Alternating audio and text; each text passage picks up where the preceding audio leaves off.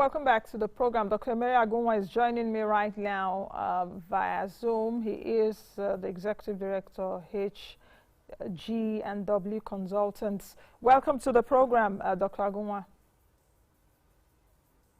Thank you very much, Nancy. It's a pleasure to be on your show this morning. Thank you for joining us. We're looking at the half, that's H2, that second half of this year. We just have a few days to the end of this year, about 21 days or thereabouts. I want you, in one word, not a sentence, in one word, encapsulate how the Nigerian economy has fared in this second half. Just one word. If I'm to use one word to explain what Nigerian economy has been, yes, in the second quarter, I will tell you this second half. One word will be enough, but I will just go with it's extremely volatile. It's volatile at the moment. Okay. Okay. The economy is volatile and bleeding blood significantly. Okay. So let's build on what you have just said, on the word which you have just given me, volatility, volatile economy, the second half. Why do you think that the Nigerian economy is volatile? So it's been coming for a very long time. We're looking at the structures to which the economy is dependent on has been totally tampered with, and we're looking at our dependency on the oil and gas sector, which is totally under pressure at the moment. And the second most important asset we have as a people is, as a country, is the people.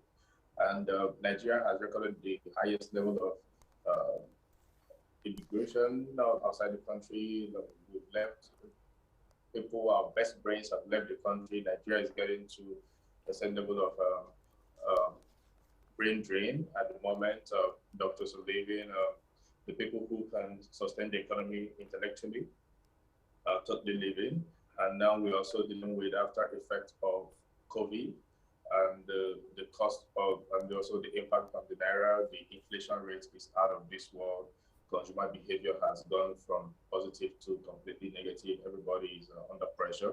So if you're looking at some of the indices have been dropping right now, and these are things that we experience on a regular basis, we're going to find out that Nigeria is in a place that this is the most difficult place to be in a very long while. The things that we've trusted to work are not delivering at the moment, and the people that have the capacity to tweak the economy to become anything better are also living in massive droves. Okay, so and the opportunities for sustainability of the economy is getting tampered with. Now we're seeing all manner of the hope framework that supports a sustainable economy for a third world emerging country like Nigeria is in shatters at the moment.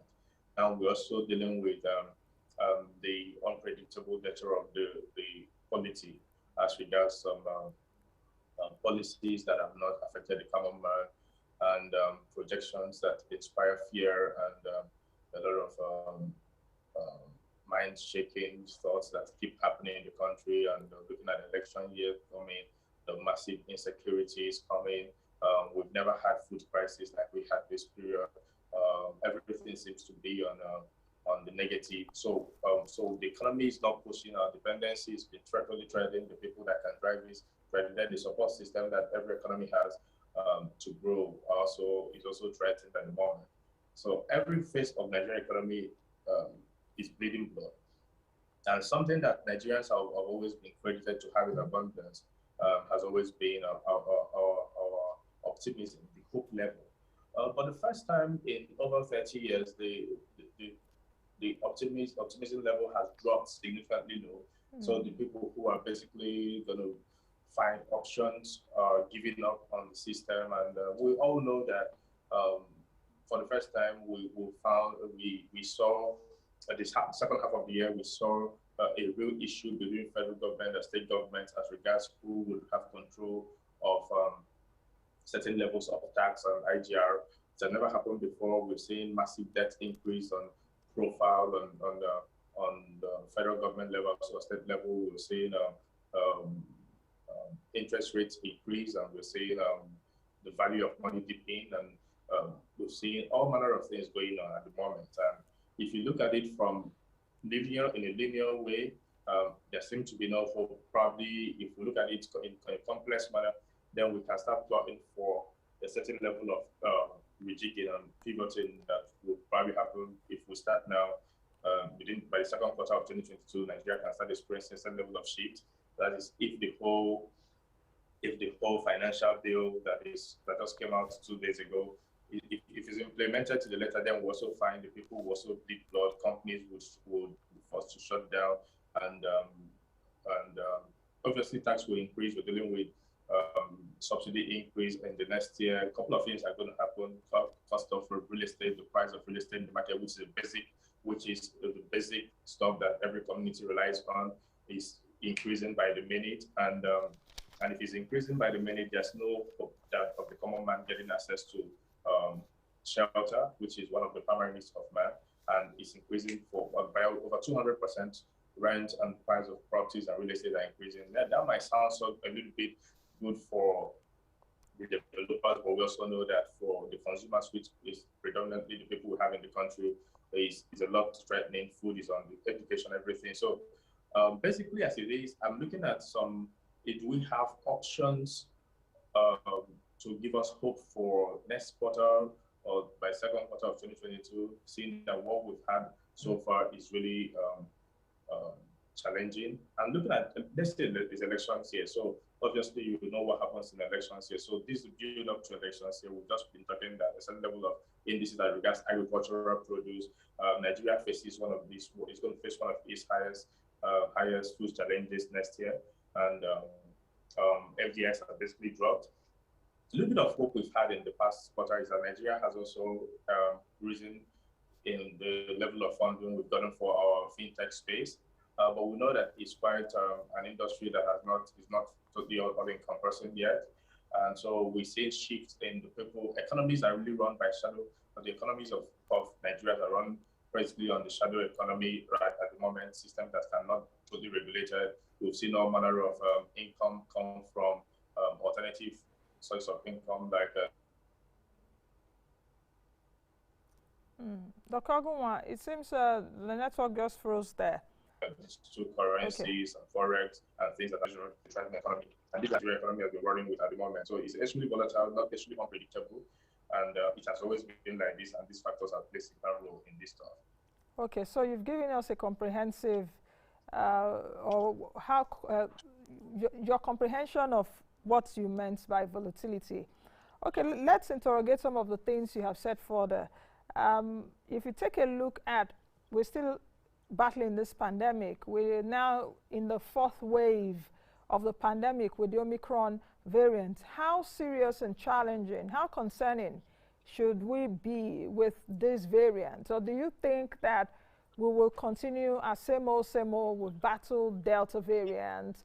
We've seen what the rest of the world is doing against African nations, so to speak, which is very, very pathetic, at least for me, looking at it. And I'm wondering, what if COVID came from Africa? That means the rest of the world will lock their doors against us. But that's for the politicians to deal with. What I'm actually saying, in essence, is that some countries, developed countries, are locking their doors against Africa. What do you think? What kind of challenges do you think that we should envisage and we should begin to find solutions against, especially around what the rise of the fourth wave of the pandemic? Okay, so if we're looking at the impact of Omicron, first of all, I look at the financial impact of Omicron, okay, and which is key. Number one is that Africa has been red flagged, significantly, and Nigeria is just part of the countries in Africa that have been red flagged for the Omicron thing. Now, this is key because what it means is that we need to look at how much the Ministry of Health spend to procure vaccines, AstraZeneca and that of Pfizer and Co. Okay, how much did this cost the federal government? We spend a lot of money to do this for the masses to get it for free. Okay, and bulk of these monies we didn't produce. Bulk of these monies we borrowed from China. Okay, to source to get this stuff sorted out. Now, as we're getting to the complete dose of vaccination,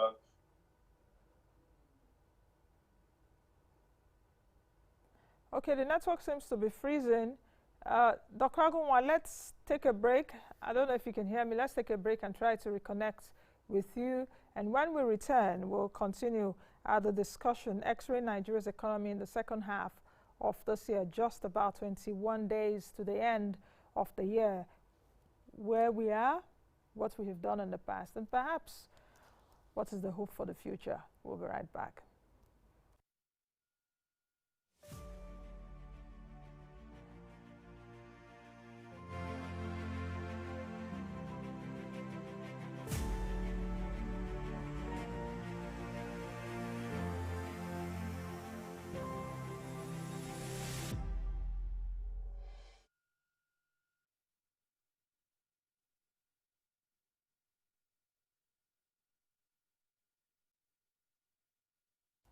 All right, welcome back to the program. Earlier on, I spoke with Dr. Emerie Agunwah. He's still with me right here. The network just is not friendly this morning, but I hope you will be friendlier until we end the show. Dr. Agunwah, you were actually talking about, I asked you the questions around Omicron variant and how we should handle it. You were talking about the finances that we've put into it. So continue. Okay, so like I was saying, I said, first on the vaccination, Nigeria borrowed a lot of money to sort out the first waves of coronavirus, the waves of the virus. Okay, now we're dealing with this variant, which is the Omicron variant.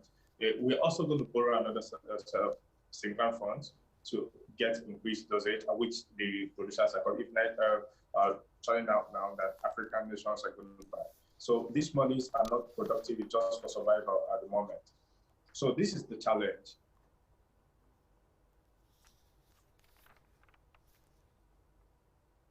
Oh, doctor has gone off again. Let's try to reconnect him. I don't know what is wrong this morning. Let's try to reconnect him. The challenge is that Nigeria is still going to burst, puts us on negative balance. People are going to deploy the people. Am I on? The people who are going to deploy the impact on this on businesses and economy for the fact that we're still dealing with the virus somewhere hanging around before our heads. We can't make very active plans. We can project actively for the next 5-10 years. And whenever there's no projection and economy runs on survival, and survival means you spend more, you have a lot of money that are not budgeted. You don't have to weigh the cost-benefit analysis of project because you're hoping that your people stay alive first. Okay, now with this, we're going to see a certain level of restrictions because we're an import-based country.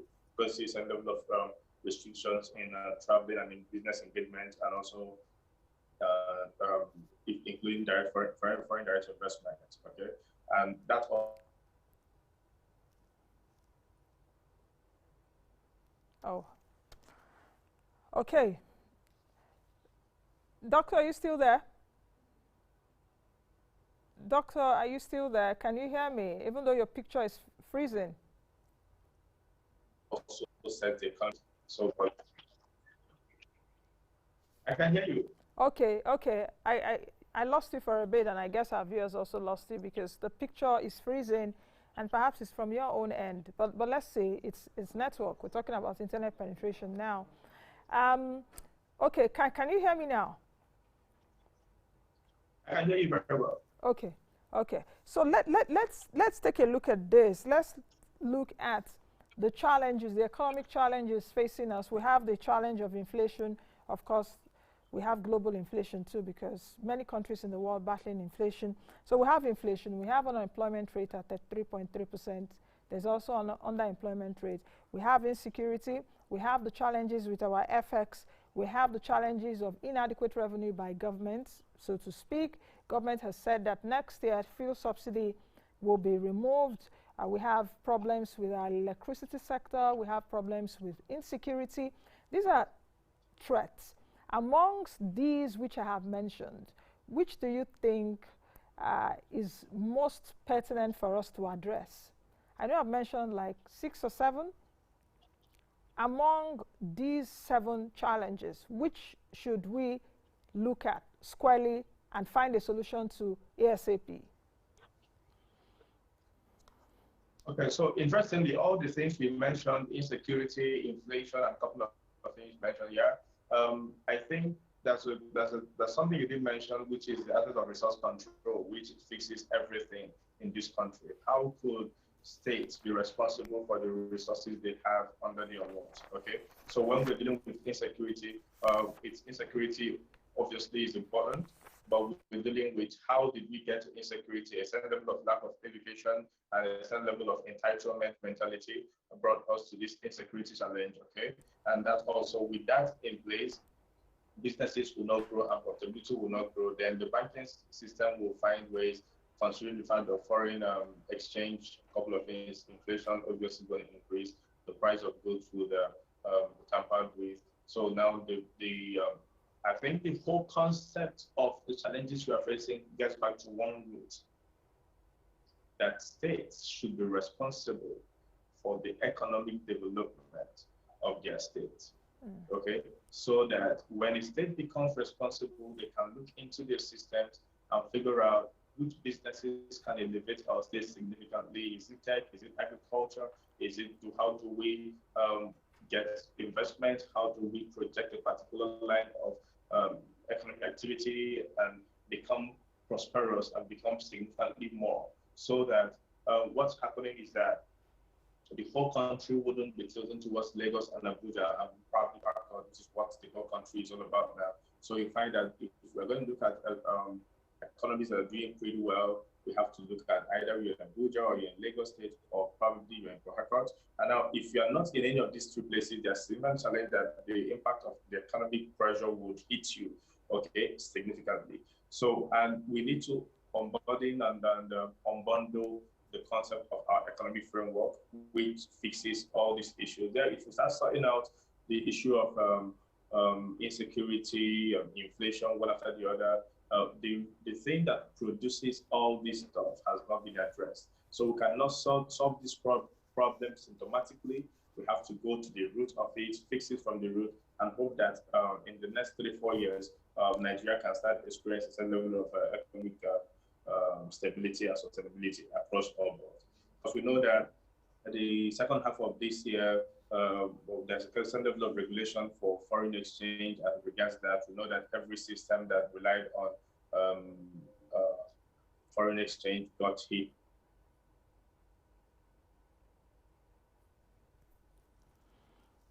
Okay, since Doctor has gone again. Doctor, if you can hear me, because it seems the picture freezes, but you can still hear me, I suppose. Because the licenses were always working in a centralized system where we stifled them. Okay. Okay. Yes. Can you hear me? Okay, yes, okay, I can. So we need to decentralize our option of economic framework and not make it and not solve it symptomatically. If we keep solving Nigeria's challenge symptomatically, thinking security, education, importation, inflation rates, consumer behavior, this, that, we're never going to solve this problem. We need to go to the root of all the problem and run a decentralized economy, ensure that states are responsible, and also consequent actions will be represented on the private sector in each state, and systems, each state can grow their economic base by their own, okay? So that's basically what I think Nigeria should look at, not solving the problem symptomatically, but holistically. Okay, so if I get what you said, solving it holistically will be giving the states more powers and more responsibilities. The area of resource control, you get whatever is at your backyard, you get it. You take a percentage, perhaps 50 or more percent, and you give the rest to the center. I suppose the states having more responsibility should be controlling more of their resources and not coming to Abuja to share the money. And at the end of the day, those states are still not well off. So I guess that is what you're saying. Did I get you right? Absolutely. Okay. Centralization of our economic framework, yes. Okay. Now let's talk about another area which you looked at earlier. you talked about optimism, that Nigerians, if we take a look at our optimism, that is dropped to the lowest in about 40 years. I hope I heard you right. What do you think will bring back that optimism?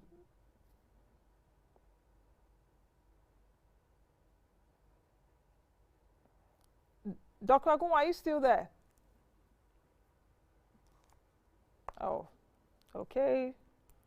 I just hope I'm not going to do the show till the end on my own. So I think I lost you at some point. Okay, I think I lost you at some point. Okay, I can hear you now. Okay, Dr. Agunwah, what I actually asked you was that you did mention optimism earlier when you spoke, and I hope I got you right when you said that Nigeria's optimistic level has dropped. Yes, has dropped to the lowest in 40 years. And if you take a look at big economies, you will see that the government always banks on the optimism of the people. Optimism is a commodity, because with that, it will even be easier for the government to sell the removal of fuel subsidy. But a lot of things will also need to trigger that optimism. What do you think really can bring that optimism back to Nigerians? So optimism is triggered by hope.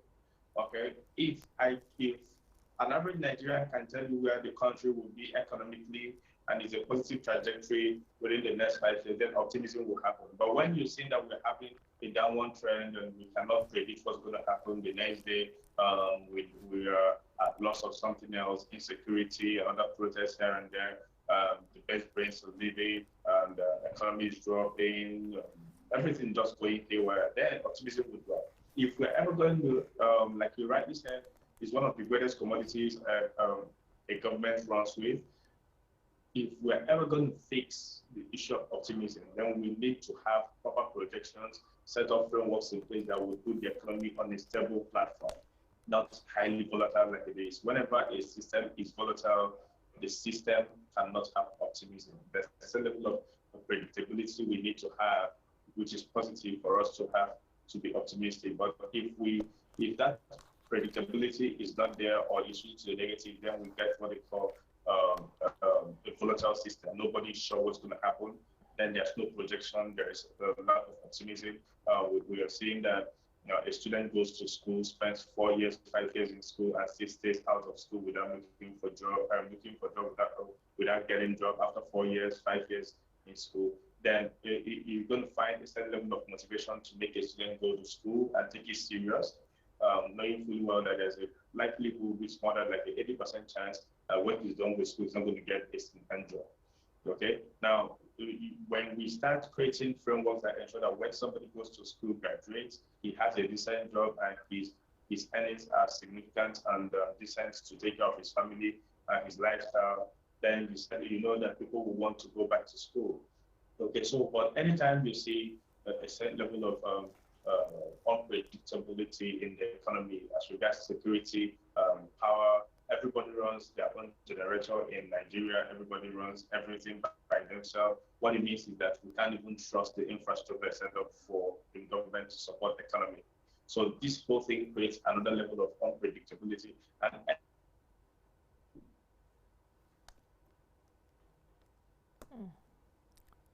okay, doctor. So we need quite a whole lot of... Anytime we work out the systems, you see the security to healthcare to infrastructure. If we are ever going to create optimism in people again, we need to set up a framework for growth, 2, 3, 4, 5 years plan, and decide to stick with it. Within the first 3 months that we want to do it, next 6 months we want to do it, engage private sector into the system, empower them to be their best, give them subsidies, grant them tax cuts, ensure that systems are employed, elevate minimum wage for private sector probably to 150,000 to 200,000. I'm very certain that if an average Nigerian is at work and the private sector can afford 200,000 minimum wage, a certain level of stability will work into economy. People can decide to go for what they want to do and decide to even get better in their careers, and subsequently people grow companies, not furniture. So more people that are smart running companies will ensure a more sustainable economy than investing in the things that are not very important to us. What's your projection, even as we end this year? What's your projection, economic projection for the last quarter of this year? The third quarter, we had a GDP growth of 4.03%. It was lower than 5% that we recorded in the second half of this year. Of course, second half growth was higher, so much higher than the first half of 0.51%. But what's your projection, even as we go home for these holidays? I didn't get you. So the projection for next year? Yeah, I asked, what is your economic projection for growth? What's your growth projection for the last quarter of this year? Bearing in mind that the third quarter was 4.03%.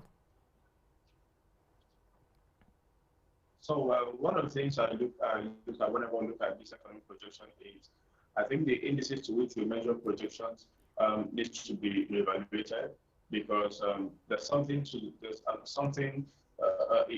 to look good in numbers. Say we're growing by 4.5% on this percentage, and but it's also something else to also figure out: is it what it is? Okay, how did we calculate these economic indices? Are we running a lot of carryover factors into the equation?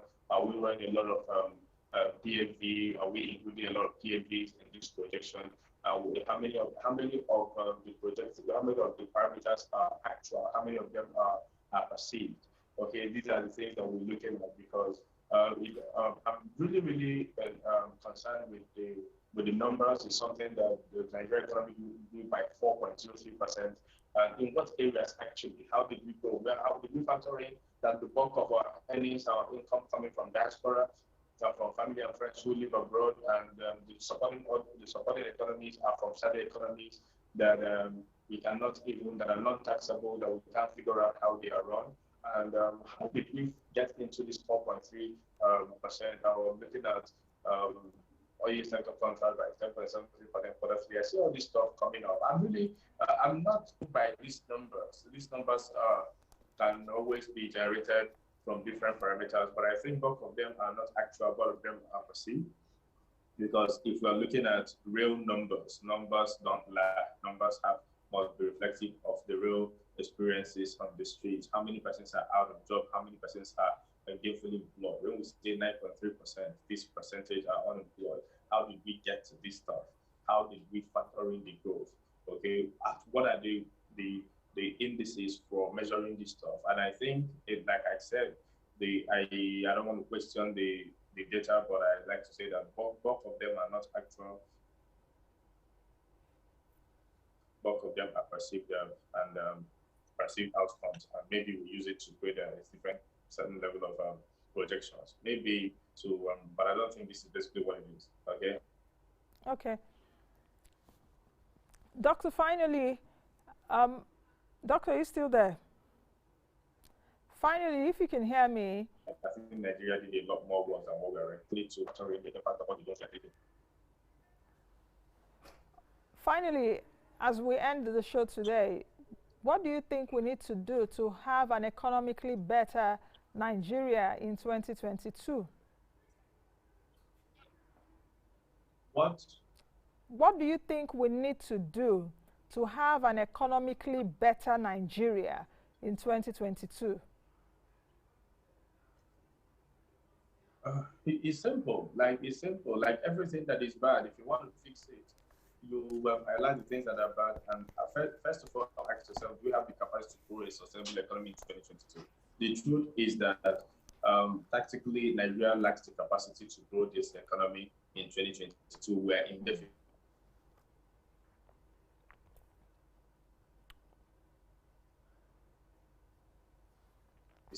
We're in red. Okay, we are. I think the only way to centralize conversations about the economy and increase elevated conversations as regards business growth and cross-continental engagement for private sectors. Okay, that's maybe so we can start any foreign exchange and not to be dependent on oil and gas as far as major foreign exchange platform. And maybe also start growing internal capacities. But left for me, I don't.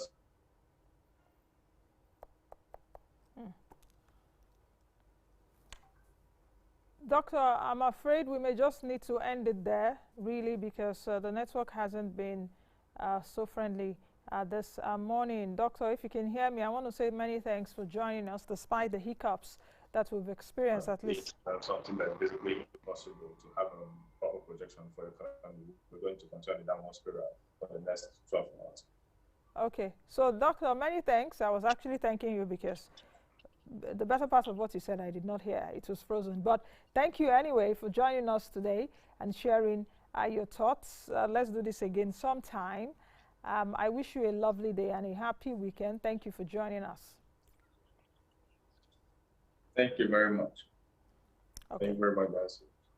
All right, I've been speaking with Dr. Emerie Agunwah, the Executive Director at H.G&W Consultant. We've been talking about the Nigerian economy in the second half of this year, just about 21 days to the end of the year. In whatever you're doing, I hope you're spending wisely, because you'll come back from Christmas and you face the new year. So spend wisely, invest. What else again? You know, earn more, try as much as possible to also try and do some things that will make you earn more money. That's a discussion for another day. Be the best you can be and be the change that you want to see. I am Nancy Naji. Have a fantastic weekend, everyone. Bye now.